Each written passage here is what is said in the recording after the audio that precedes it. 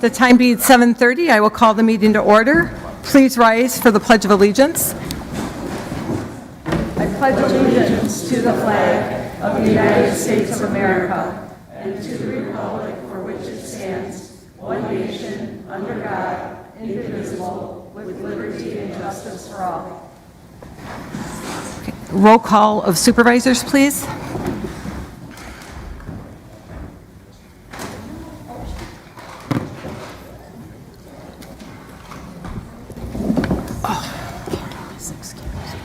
Yeah.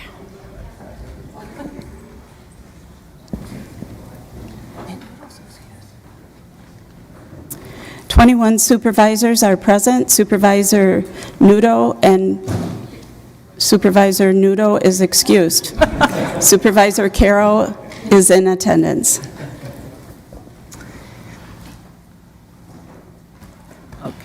All right. If there is no objection, I'd like to move announcements of the chairperson ahead of citizens' comments. Is there any objection from the floor to move chairman's comments before citizens' comments? Hearing none, I will make my announcements as chairperson.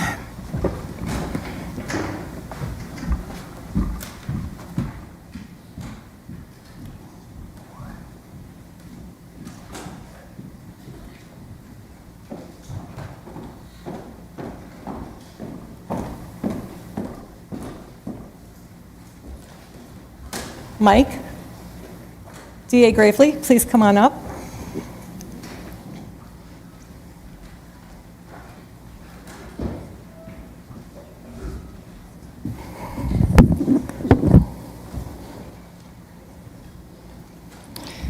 Okay, tonight we're here to congratulate Michael Gravely on an extraordinary career of service and dedication to Kenosha County.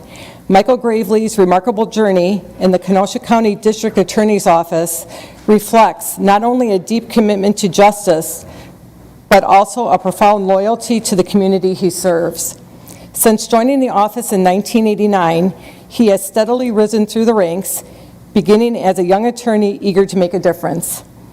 Over the years, he has proven his dedication and versatility by serving as both a prosecutor and a defense attorney, roles that required not only a sharp legal mind, but also a profound understanding of justice from multiple perspectives. In 2005, his commitment and hard work were recognized when he was appointed Deputy District Attorney. This role allowed Mike to take on a greater leadership with responsibilities, furthering developing his expertise and reinforcing his dedication to serving the public with integrity. His time as Deputy District Attorney prepared him well for his subsequent leadership roles, where he balanced a fair approach and unwavering commitment to justice that have set the standard in Kenosha County's legal community. In 2016, the residents of Kenosha County placed their trust in him by electing him District Attorney, a position he has held with honor and dedication. His election was a testament to the respect he had garnered over the decades of service. And that same year, his dedication was acknowledged at the state level when he was awarded the prestigious Prosecutor of the Year title by the Wisconsin Department of Justice. This award is given only to those who demonstrate the highest levels of integrity, expertise, and service in the field of law, and Michael's receipt of this honor solidified his reputation as one of Wisconsin's most respected legal professionals. His re-election in 2020 underscored the community's continued faith in his leadership and vision. Throughout his career, Michael Gravely has exemplified what it means to be a public servant, someone who not only upholds the law, but also strives to make this community a safer, better place. His dedication, resilience, and commitment to justice have impacted countless lives in Kenosha County, and his legacy of service will undoubtedly inspire future generations of legal professionals. Congratulations, Michael Gravely, on a career marked by excellence, integrity, and your respect of our community. Your work and 35 years of dedication have left a mark on Kenosha County, and we thank you for your service.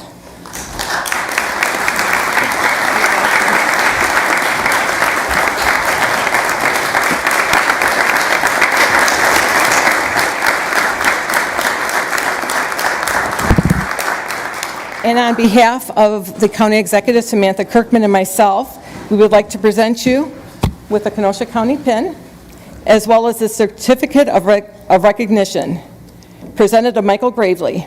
Michael Gravely spent the majority of his legal career in the Kenosha County District Attorney's Office, where he served as Assistant District Attorney from 1989 to 1984, and again from 1999 to 2006, before being named Deputy District Attorney. In 2016, and again in 2020, Michael Gravely was duly elected by the residents of Kenosha County to serve as District Attorney. Notably, in 2016, he was named Prosecutor of the Year by the Wisconsin Department of Justice, signed by Kenosha County Executive Samantha Kirkman and Board Chairman Monica Uhas.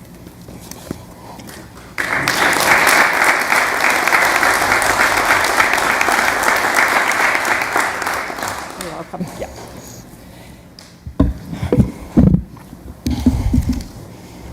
Joe Allen.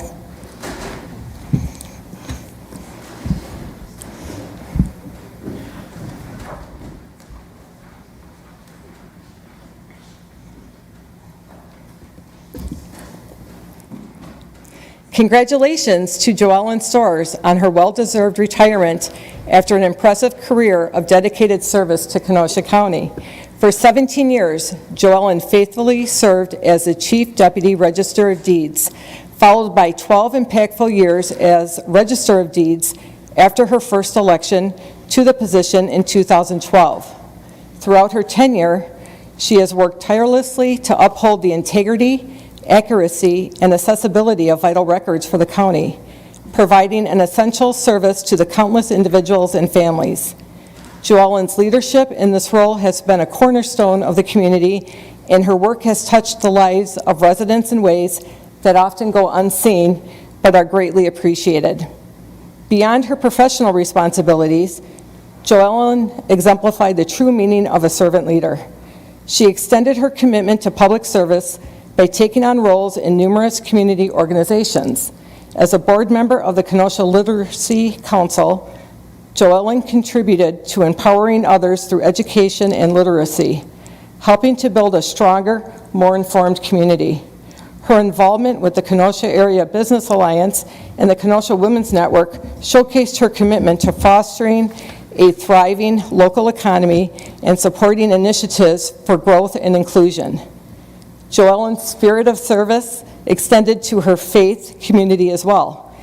At Our Lady of Holy Rosary Parish, she served as a council member and a member of the Stewardship Commission, roles in which she exemplified compassion, dedication, and humility. Her contributions to put her parish not only strengthened her faith community, but also reflected her commitment to giving a life of service and generosity. As Joellen embarks on this new chapter, her legacy of dedication, community involvement, and servant leadership will continue to inspire others in Kenosha County. Kenosha County is grateful for her 29 years of devoted service and her unwavering commitment to making a positive difference. Congratulations, Joellen, on a career marked by integrity, compassion, and dedication. We celebrate all you have achieved and the impact you have made, and we wish you every joy and fulfillment in the years to come. Thank you.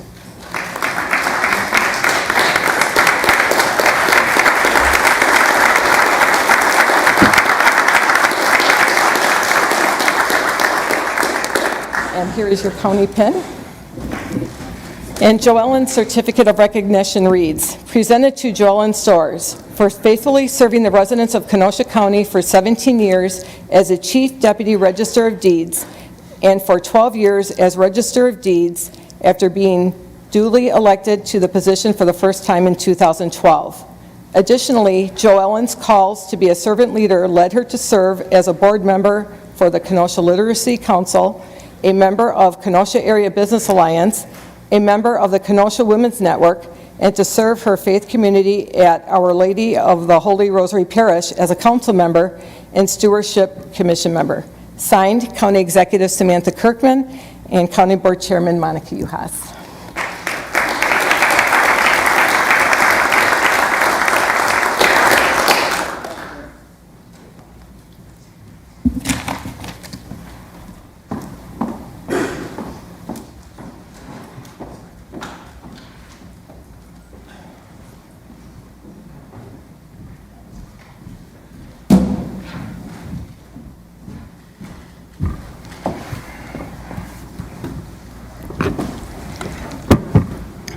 All right, another friendly reminder about the County Board Holiday Party.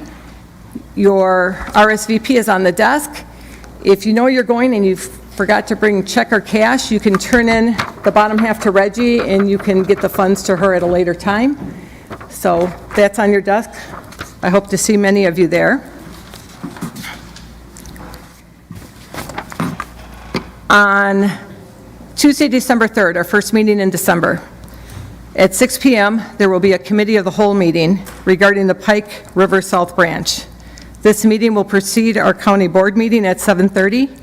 Please add this meeting to your calendars. If you're unable to attend, kindly notify both myself and the clerk's office of your absence.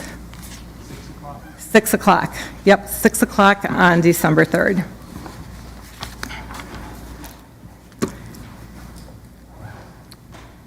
Another announcement that I have is I'm incredibly proud to congratulate Brookside Care Center for receiving the highest honors in U.S. News and World Report's 2025 Best Nursing Home Ratings. This achievement is a reflection of the heart, dedication, and hard work that each employee brings to our community each and every day. The commitment of providing compassionate, top-quality care for residents and their families shines at Brookside. This recognition is not just an award, it's a testament to the difference each employee makes in the lives of those you care for, as well as the lives of their loved ones. And just to take a couple snippets from the press release, if you haven't seen it, U.S. News and World Report this week recognized Kenosha County's Brookside Care Center as the best nursing home for short-term rehabilitation and long-term care for 2025. The annual Best Nursing Home Rankings, now in their 14th year, assists prospective residents and their families in making informed decisions about where to receive short-term or long-term nursing home care. For 2025, U.S. News rated more than 15,000 nursing homes on care, safety, infection rates, staffing, and health inspections. Only 16% of the U.S. skilled nursing facilities earned Best Nursing Home designation this year. Brookside received the highest possible rating of highly performing in both short-term rehabilitation and long-term care categories. Brookside was the only facility in Kenosha County to receive this rating in either category. Brookside in previous years has appeared in U.S. News ratings and in other national publications listings of the best nursing homes. In August 2023, Brookside received a deficiency-free review from the state agency that regulates nursing homes. This review of health and life safety compliance covered a 15-month period that began in April of 2022. A couple highlights that Brookside does offer to our residents. They offer private rooms for all residents, which also includes some have private bathrooms. There's a higher staff to resident ratios. There's a home-like environment with all rooms renovated in recent years. And there's an exceptional cafe-style dining with multiple entree options for every meal. So again, I'd like to congratulate Linda Bigdala and her staff for what they do. And I'd also like to thank the county board for their continued support of Brookside. So thank you very much on that. And then last but not least, you saved the best for last. Okay, today we celebrate our very own county clerk, Reggie. Not only for the incredible work she does, but for the kindness and thoughtfulness she brings to each day. Reggie, you manage every detail in your role with warmth, wisdom, and genuine care for our community. Your dedication is inspiring, and you make everyone who comes to you feel valued and understood, whether it's a routine question or a complex request that needs extra attention. Your hard work might often go unseen, but your impact is felt in everything you do. You bring light and patience to your office, and you truly care about every individual you meet. The empathy you bring has become a cornerstone of your team, and it makes a difference in all of our lives. As you celebrate your birthday today, I hope you know how appreciated you are, not just in the office, but to each of us fortunate enough to know you. Wishing you a year full of kindness, joy, as you give to all around you. Happy birthday, Reggie, and thank you for being the amazing, irreplaceable person you are.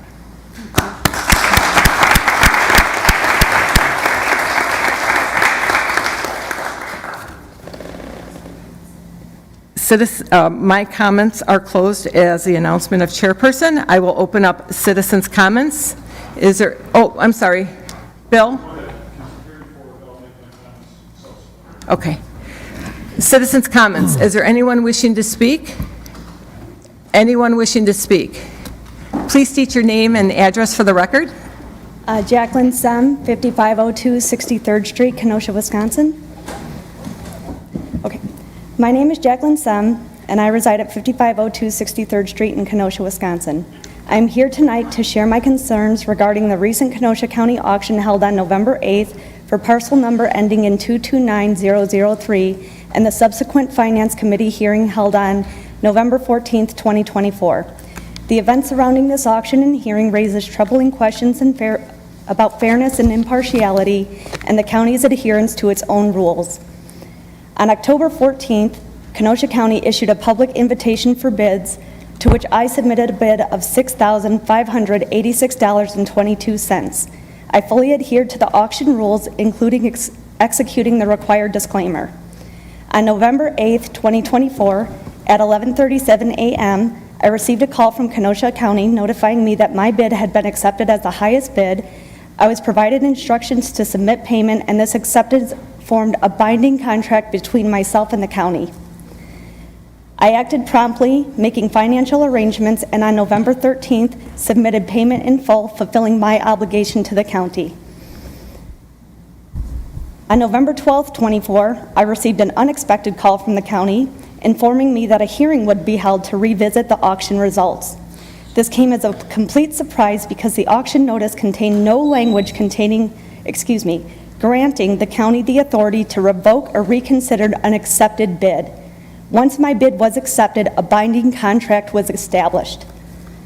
Despite being told that my attendance at the November 14th hearing was optional, I felt it important to attend to protect my interests. However, what I encountered was far from the fair and transparent process I expected. I learned on November 14th at the hearing that my direct neighbors, Ms. Jennifer Hernandez and Mr. Hernandez, had submitted bids lower than mine. After learning their bids were not accepted, Ms. Hernandez made multiple calls to Finance Committee Chair Jeffrey Gens, advocating for the auction results to be overturned. Chair Gens not only placed the matter on the agenda, but ultimately cast the deciding vote to award the parcel to Ms. Hernandez.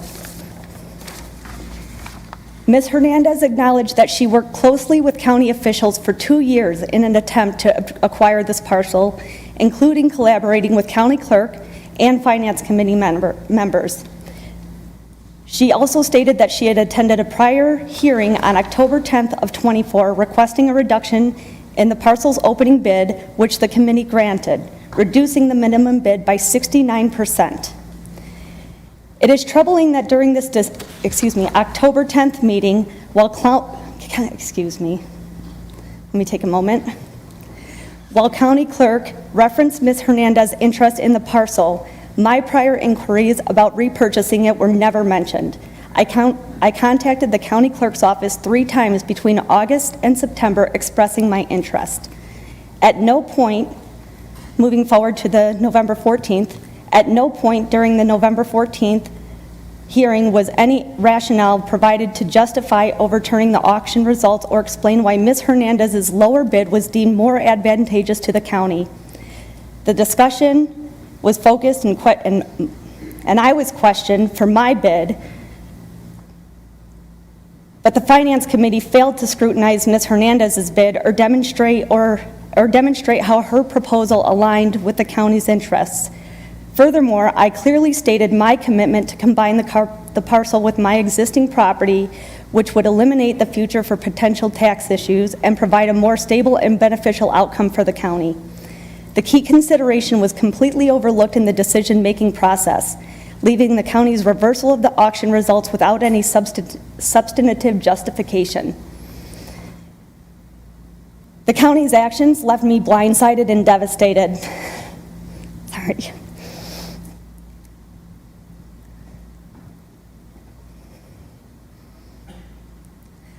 Losing this parcel to a clerical error, and oversight years ago was very hard.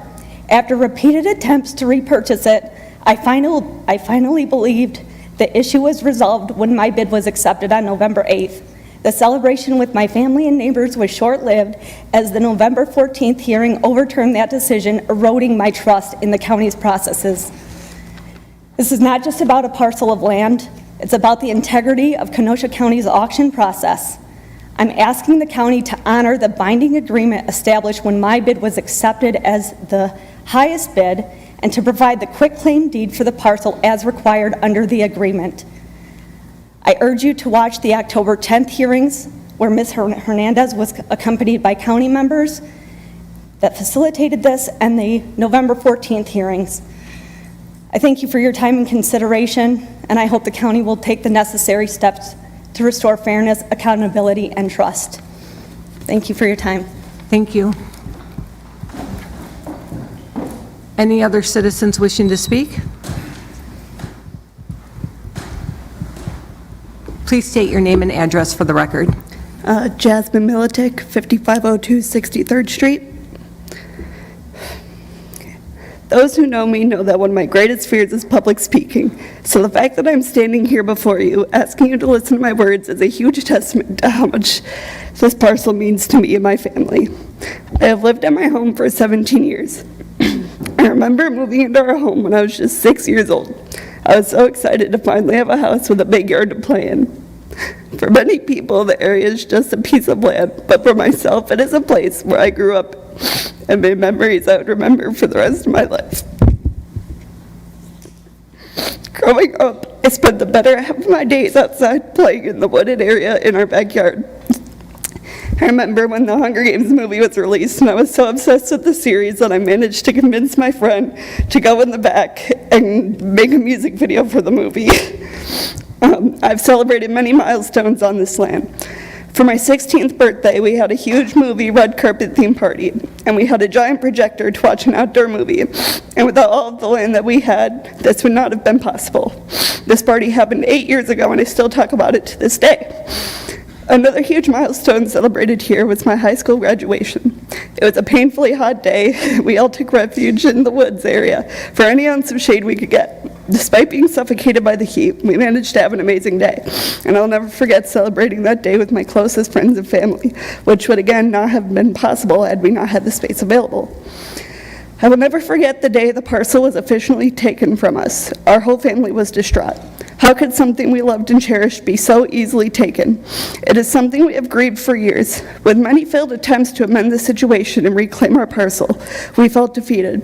So when we learned that we finally had a chance to get our yard back, we were so excited. The first bid was far outside of a budget that any of us could afford, but luckily no one had bid on it. Finally, the time arrived where my mother, Jacqueline said, could make a bid that was within our budget and could finally bring the parcel back home to us. My mother placed her bid, and we just waited with anticipation, hoping for the best. I'll never forget when my mom got the call to say our bid was accepted, and we finally got the property back. My mom and I worked together, so she came into my office and was so excited to tell me the news. We were overjoyed. Instantly, she started selling stocks and making sure we could go pay for the bid immediately. Then came the bad news. Our neighbors, Mr. and Mrs. Hernandez, called the county multiple times in an attempt to claim the parcel as their own. Despite the county already accepting our bid, making a verbal contract to sell the parcel back to us, they revoked their offer and instead asked us to come to the Kenosha County Finance Administration Committee's meeting to plead our case as to why we deserve to have this land back. Imagine having your land taken from you, and then imagine it happening again. My mother and I felt sick to our stomachs. We were distracted for days, unable to adequately do our jobs, and can only think about how we were going to prove that we deserved the land we already had. All of our time went into pleading our case for the land that was once ours. At this meeting, it was stated many times that there was no bias and that the supervisors had no knowledge of either parties, but that was proven false. Many of the supervisors at this meeting had already been in contact with the other party much before we even knew we would be able to bid on the parcel.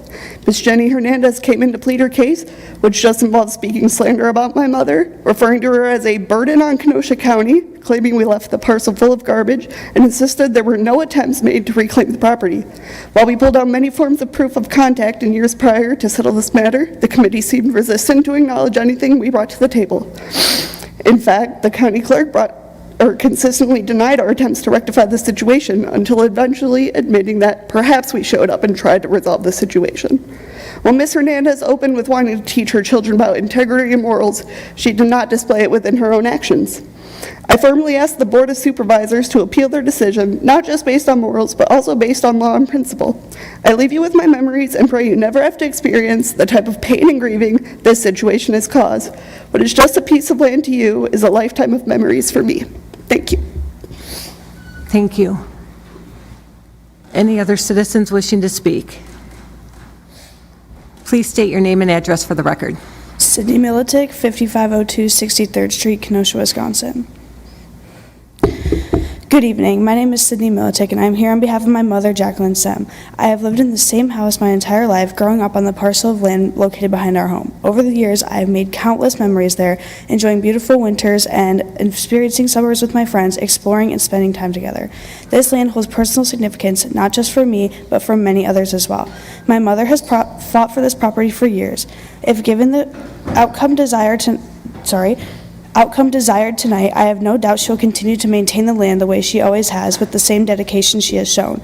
To conclude, it is in the best interest of the city of Kenosha to award the parcel to my mother, as she has proven her ability and responsibility to care for it. Thank you for your time and consideration. Thank you. Any other citizens wishing to speak?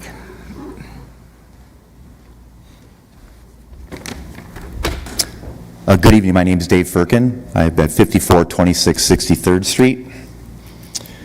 I, along with my wife Abby, are directly east of the property owned by Jackie Sem at 5502 63rd Street. My wife and I have been her next door neighbors since June of 2009 when we purchased our home. During this 15-year period of being neighbors, we have been witness to her maintaining and preserving her property along with the recently bid upon parcel ending in 229003.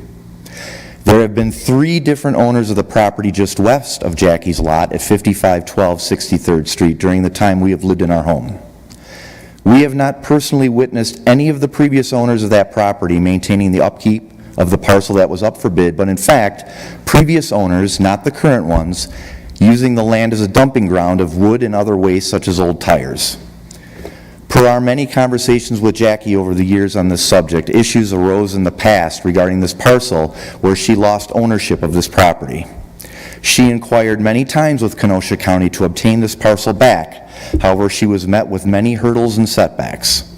Ultimately, this property was not awarded to any owner. Recently, this unowned property went up for bid. After the bidding was completed, Jackie was phoned by Kenosha County and advised she was awarded the parcel up for bid as hers was the highest bid received. The following day, she provided payment in full via cashier's check to Kenosha County for her bid amount of $6,586.22, and she received receipts of this payment being made. I am no lawyer, but as an average citizen, this seems like a verbal contract with both an offer and acceptance taking place. During last week's Finance Committee meeting, this parcel in question was discussed and then voted on by the committee, ultimately awarding the property to the owners of the property at 5502 63rd Street, even though their bid offer was lower than Jackie's. From my understanding, the Finance Committee does not necessarily have to accept the highest bid. However, my concern with how this transpired is by opening bids on unowned property, the county contacting the bid winner saying that their bid won, payment being made in full for the property, for then the Finance Committee to vote after the fact and award property to a lower bid offer without explanation as to why is a slippery slope for any further bid auctions in the future. I have nothing personally against the family who reside at 5512 63rd Street, but in closing, by being contacted by Kenosha County and stating she was the winner and providing her payment in full per her bid, Jackie Sem should be awarded this parcel based on the previously mentioned offer and acceptance. Thank you for your time, and I appreciate you listening to me. Thank you. Any other citizens wishing to speak? My name is Brianne Sopransky, and I reside at 6202 54th Avenue in Kenosha, Wisconsin. My property butts directly up against the parcel in question. While my husband and I had no interest in bidding in that property, we have shared the property line with Jacqueline Sem and her family since we bought our home in 2011. In that time, we have witnessed her maintaining not just her property, but also taking time and care to cut a little path between our property and hers so that we could spend time together, that we could help when needed with home maintenance projects, we could loan each other lawn equipment, and we could generally just spend time together. The emotional toll that this has taken on Ms. Sem is immense. She put considerable effort into purchasing the parcel and following the county's process for bidding, and subsequently submitting payment in full on time as requested. Only this effort was for naught with the reversal of the accepted winning bid in the November 14th meeting. Again, I have no vested interest in the property myself, but I do feel that, as Dave Firkin mentioned, it is a slippery slope. If you open it up to an accepted bid, payment in full, only to reverse it without explanation. Thank you.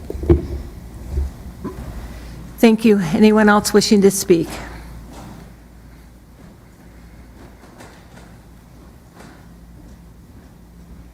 Hi, I'm Carolyn Sutter, and I live across the street from her, 5505 63rd Street, Kenosha, Wisconsin. I have lived there for 34 years, so I have lived next to Jackie for 17 years. As long as I've been there, she has helped us numerous times. We all work together as neighbors in the neighborhood, and this has been something we have talked about over the years as things have gone on, as she's tried to get it back. And again, when she came in and the bid was accepted, we all heard about it. We were all thrilled. We celebrated. Our main concern is how it can be overturned like that. It doesn't make sense. It leaves us as Kenosha residents concerned about if we have a situation, what's going to happen? So I think all of us just want some clarity. How does it get overturned? And I think it was wrongly overturned, and I think that it really needs to be looked at, and they need to make a fair decision here, because clearly something is lacking. So thank you very much. Thank you.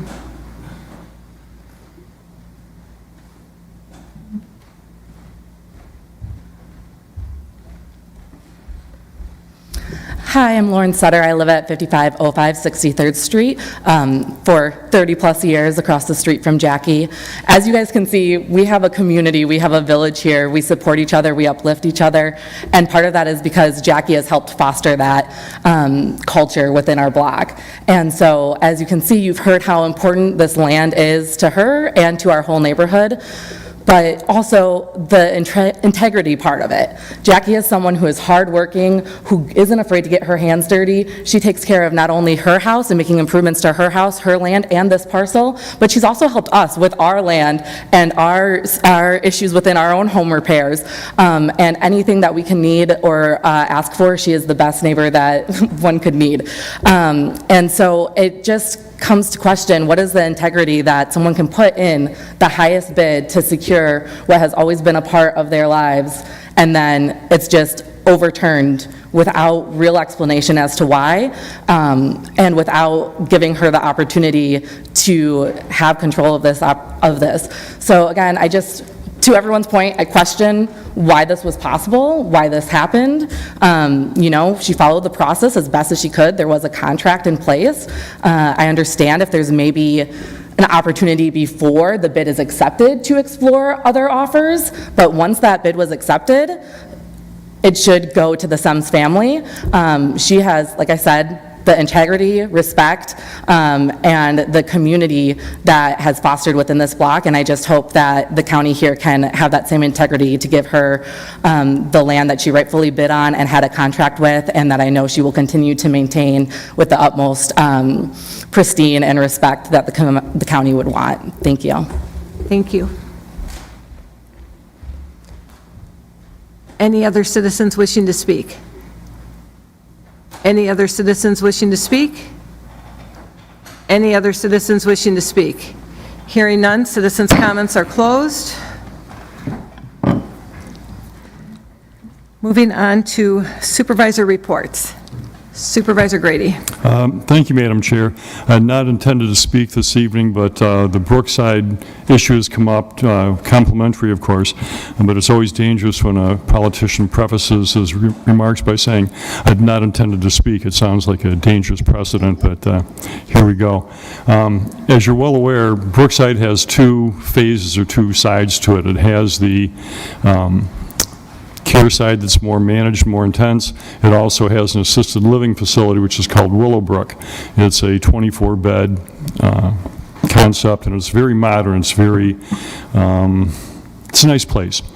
So when we have our Public Works meeting, which will occur the last Monday of this month, you all are invited to attend.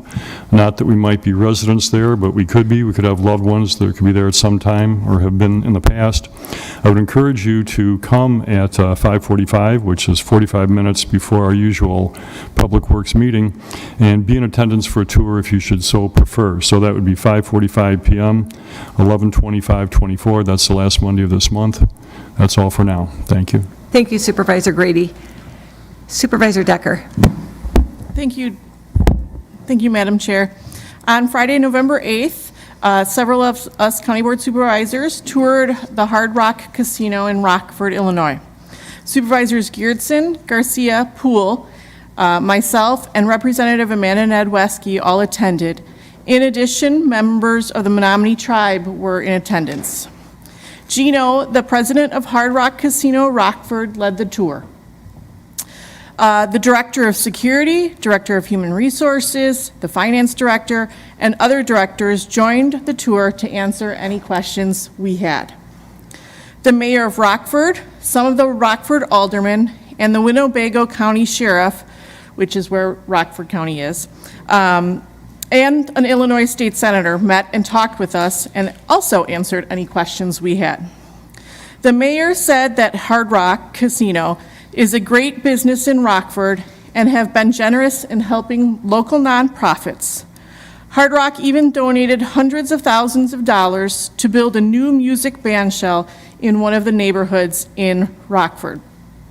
They are a very philanthropic company that is generous supporting the communities they are in, and all of their upper management sit on local nonprofit boards to be involved in the community.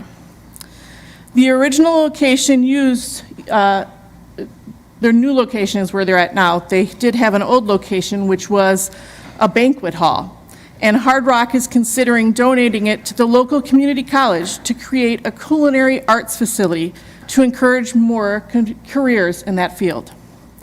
The Winnebago County Sheriff and both the mayor informed us that crime has not increased in the area, contrary to what casino opponents state. We received a tour of the entire property. The only areas we were not allowed to see was the security cameras and where the money is handled. We toured the gaming floor, the concert venue, the restaurants, the administrative offices, the kitchens, the food and beverage warehouses, the employee uniforms area, the employee lunchroom, and even the employee relaxing rooms where the employees have access to massage chairs to relax. It was a very thorough tour, and Hard Rock employees answered all the questions we had. They were very open and transparent with the entire operation. Here are a few points that I learned. The Hard Rock Casino in Rockford cost $300 million to build. Plus, they paid $70 million in permits and fees to the state of Illinois. Hard Rock Casino has many, many millions of dollars in memorabilia on display at their Rockford location. Their main musical act they centered the casino around was Cheap Trick, because Cheap Trick is actually from Rockford, Illinois. I don't know who Hard Rock would theme if Hard Rock came to Kenosha, but I would love to see the Violent Femmes featured at the Kenosha Hard Rock. That's just my opinion. We learned that Hard Rock is planning on building the casino and hotel here in Kenosha at the same time, instead of in different phases, which was proposed earlier. The Menominee Tribe is currently waiting for the Bureau of Indian Affairs to release the environment assessment on the Kenosha Casino, and they expect the BIA will do that in 2 to 3 weeks. If you missed this tour, we were told that Hard Rock would be glad to host another tour in the future. And if you can't attend the future group tour, Hard Rock would be happy to host a private tour for individual supervisors. Thank you. Thank you, Supervisor Decker. Vice Chair Gaschke. Thank you, Madam Chair. Just a brief update on the last Kenosha Joint Services Board Committee meeting from October 22nd. Wanted to let you know that we did get a health insurance plan market analysis by Tim Bever, and our current rates are very competitive. Many other companies even declined to bid. One that did was 32% higher than what we currently have, and so it was decided just to continue to maintain the current benefits, as that being the best in the best interest of our community at this time. Also wanted to give you a brief update that we do have 7 telecommunicator vacancies, or I should say as of the October meeting, we had 7 telecommunicator vacancies. We did have 2 to 3 accepted offers at that point, and so I presume that number is lower now at this time. Kenosha County, or Kenosha Joint Services also has a new fleet manager, Peter Tang. He started about a month ago, October 7th, and so he is most recently working for, I believe, the Milwaukee Public Transit Company, and bringing those skills now to the Kenosha Joint Services. So we're glad to have Peter as the new fleet manager. We continue to surpass industry standards as far as call times go. So again, we're thankful for the dedicated staff in the Joint Services call center. One final thing to note, with the upcoming holiday season in November and December, the Joint Services Board meeting will be December 10 at 4:30, and that will be in place of the normally scheduled November and December meetings, again, due to the holidays. If you have any further questions, feel free to reach out to me or other Joint Services members, and we'd be glad to fill you in. Thank you. Thank you, Vice Chair Gaschke. Any other supervisor reports? Seeing none, supervisor reports are closed. County Executive Appointments, 19, David Geertsen to serve on the Brookside Board of Trustees. Refer to Human Services Committee. 20, Robert W. Pitts to serve on the Brookside Board of Trustees. Refer to Human Services Committee. 21, Bill Erickson to serve on the Veterans Service Committee. Refer to Human Services Committee. 22, Andy Bueller to serve on the Southeastern Wisconsin Fox River Commission. Refer to Planning, Development, and Extension Education Committee. 23, Chris Lusek to serve on the Local Emergency Planning Commission. Refer to Judiciary and Law Committee. Old Business, Ordinance 15, an ordinance extending temporary moratorium on the consideration and/or issuance of zoning permits, building permits, conditional use permits, and zoning approvals for battery energy storage systems pending enactment of zoning ordinance to address these systems and protect the public health, safety, and welfare of Kenosha County residents. This passed unanimously at committee. Supervisor Brookhouse was excused. Supervisor Brown. Move ordinance 15. Moved by Supervisor Brown, second by Supervisor Decker. Supervisor Brown. So this is extending the moratorium so that we have time to post it, and then the best that we passed last time here, that would be posted and we can move forward with it. So we're just extending the moratorium because it was 60 days and now 90 days, thank you, 90 days, and now it needs to be extended so that the period of posting can expire. So I would ask that you support this. Any questions regarding Ordinance 15? Seeing none? 6 months. All in favor? Aye. Opposed? Ordinance 15 passes unanimously.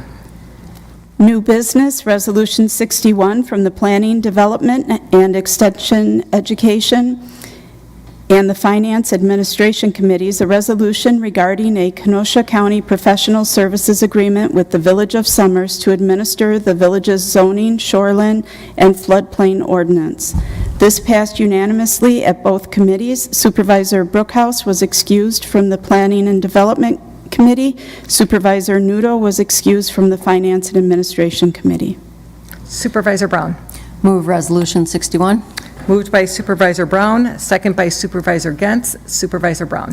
This is just an extension of a contract that we've had with Summers, and there's a little bit of an increase on this. I would ask that you support the resolution. Any discussion on Resolution 61? Seeing none, this does require a two-thirds vote.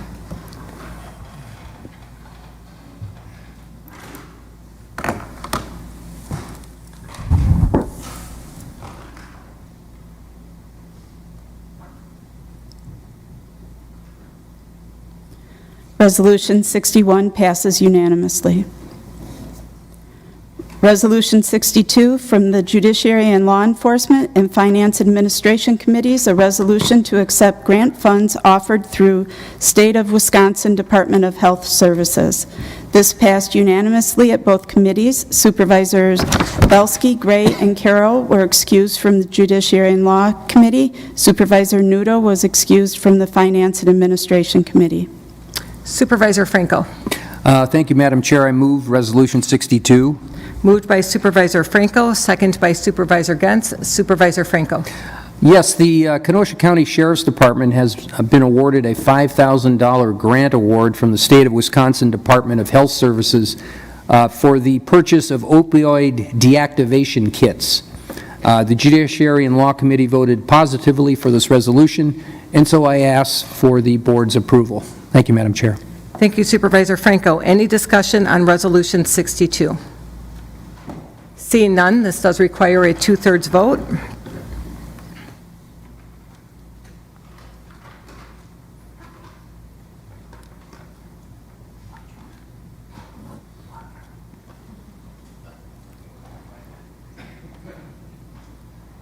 Resolution 62 passes unanimously.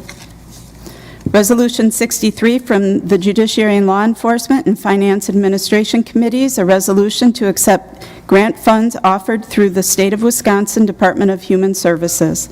This passed unanimously at both committees. Supervisors Belsky, Gray, and Carroll were excused from Judiciary and Law Committee. Supervisor Nudo was excused from Finance and Administration Committee. Supervisor Franco. I move Resolution 63. Moved by Supervisor Franco, seconded by Supervisor Gentz. Supervisor Franco. The Kenosha County Sheriff's Department has been awarded $175,760 from the State of Wisconsin Department of Health Services for the treatment of people incarcerated with an opioid use disorder. The Judiciary and Law Committee voted positively for the resolution, and so I ask again for the board's approval. Thank you, Madam Chair. Thank you, Supervisor Franco. Any discussion on Resolution 63? Seeing none, this does require a two-thirds vote.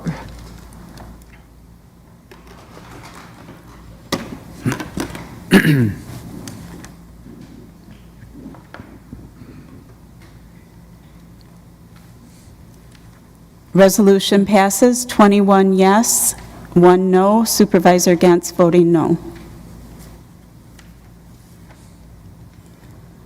Resolution 64 from Judiciary and Law Enforcement and Finance and Administration Committees, a resolution to approve the 2024 We Energies Foundation Grant Fire Investigation Task Force. This passed unanimously at both committees. Supervisor Belsky, Gray, and Carroll were excused from Judiciary and Law. Supervisor Nudo excused from Finance and Administration. Supervisor Franco. I move Resolution 64. Moved by Supervisor Franco, seconded by Supervisor Gentz. Supervisor Franco. The Kenosha County Sheriff's Department has been awarded $1,831 from the We Energies Foundation to assist with the Fire Investigation Task Force. The task force will use the funding for fire investigation equipment and for arson-related work.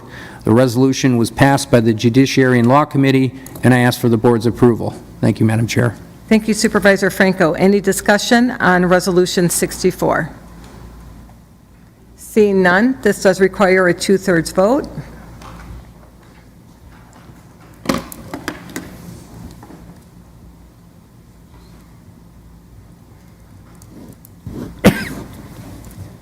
Resolution 64 passes unanimously. Resolution 65 from the Judiciary and Law Enforcement and Finance Administration Committee, a resolution to approve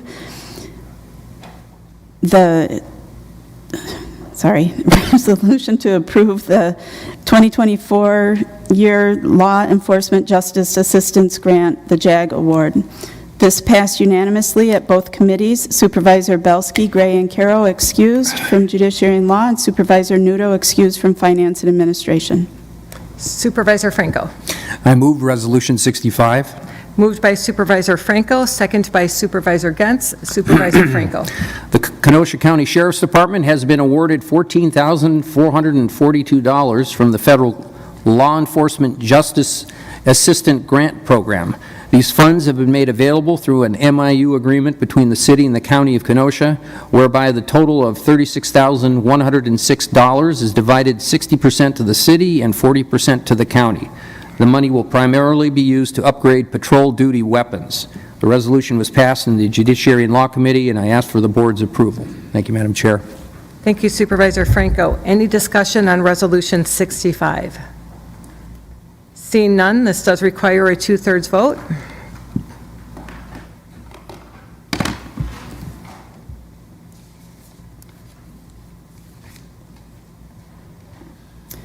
Resolution 65 passes unanimously. Resolution 66 from the Finance and Administration Committee, a resolution to repurpose ARPA funds. This passed unanimously at committee. Supervisor Nudo was excused. Supervisor Gentz. Thank you, Madam Chair. I would move Resolution 66. Moved by Supervisor Gentz, second by Supervisor Kirby. Supervisor Gentz. Thank you. ARPA funds must be spent by December 31st, 2024, or obligated by December 31st, 2024, to be spent by December 31, 2026. This resolution repurposes ARPA funds from projects that may not be completed by the end of this year to projects that we know will be completed. So we're just making sure that we're in compliance with the ARPA regulations. This passed unanimously at committee, and we ask for your support. Thank you, Supervisor Gentz. Any discussion on Resolution 66? Seeing none, this does require a 2/3 vote.